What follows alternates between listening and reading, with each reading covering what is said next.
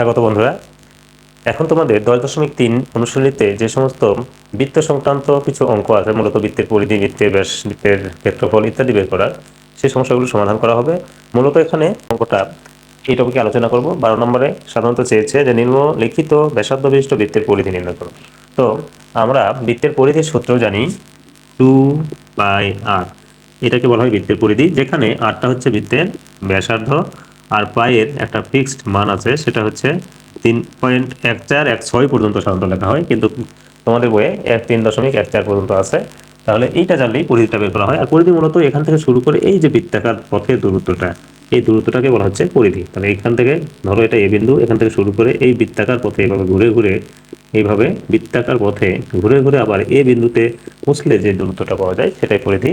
তাহলে আমাদের 12 নম্বর যে সমস্যাগুলো, সেটাতে বৃত্তের পরিধি বের করতে বলা হয়েছে। আর এখানে সব ক্ষেত্রেই বৃত্তের নিম্নলিখিত ব্যাসার্ধ বিশিষ্ট মানে ব্যাসার্ধ দেওয়া আছে, আমাদের পরিধি বের করতে হবে।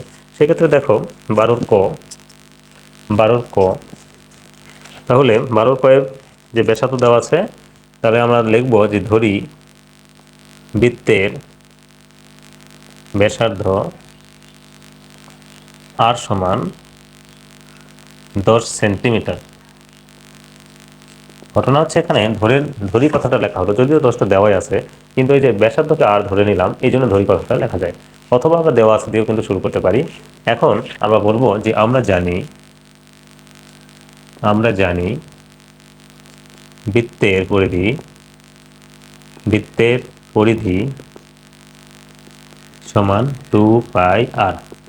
2 গুণন পায়ের মান হচ্ছে 3.14, এটা ধ্রুব সংখ্যা, গুণন আর এর মান এই ক্ষেত্রে 10। এখন এই কটা গুণ করে যেটা পাবো সেটা হবে সেন্টিমিটার। এখানে ব্যাসার্ধের একক যেটা থাকবে, পরিধির এককও পরিধির একক ঠিক ওইটাই হবে।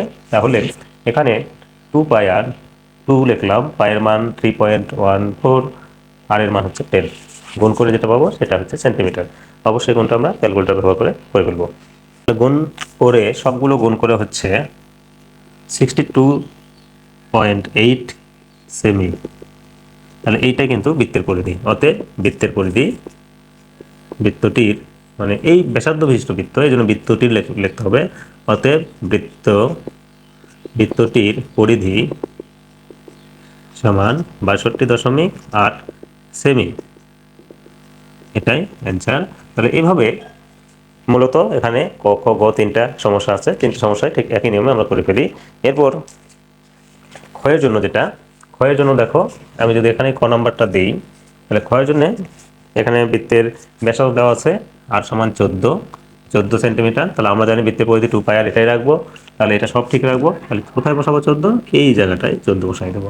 তাহলে আমরা জানি বৃত্তের ব্যাসার্ধ আর সমান 14 সেন্টিমিটার। বৃত্তের ব্যাসার্ধ দেওয়া আছে আর সমান 14 সেন্টিমিটার। আমরা জানি বৃত্তের পরিধি সূত্র 2πr।